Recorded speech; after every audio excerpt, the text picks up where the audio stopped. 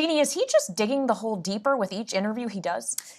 At this point, he seems to. I mean, the whole idea about going out is to quell or stop the bleeding, and that hasn't happened. We've heard the calls growing, and the latest comes in this apparent call he had with these frontline Democrats in the House on Saturday, where he had a very rough exchange with Representative Crow, who was trying to tell him the sense that he is getting from his constituency on the ground.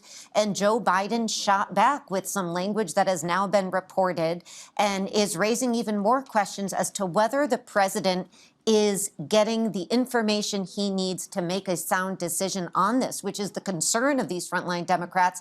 After all, it's the top of the ticket at risk. It's also their jobs that they're worried about and the future of the country. And so, you know, presidents tend to be isolated, but in this case, it's starting to feel like he is in a bubble that they just cannot penetrate through, and that's concerning. Well, you make an interesting point. It's not just the interviews, it's the calls to Democrats. And he spent a lot of time over the weekend doing so. Jason Crow, who you referred to, it was Puck, I believe, got their hands on a recording from that call. It was a private phone call, but now everyone knows about it.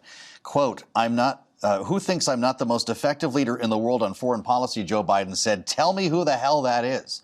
The advice we keep hearing around this table is he needs to be more forceful. The mayor just said, toot your own horn. Is that bad advice, or is he just not capable of doing it?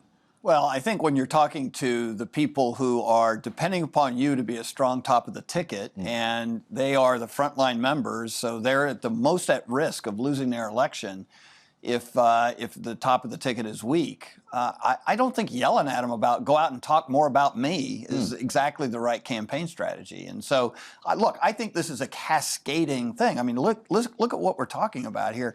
This morning, AP puts out a poll that says 70% of Americans don't want him to run. Almost that same number of Democrats. Adam Schiff comes out and says, you know, time to hang it up. You know, there's evidence that the other leaders of Congress are conspiring to get him out of this race. He's got bigger problems than Jason Crow today.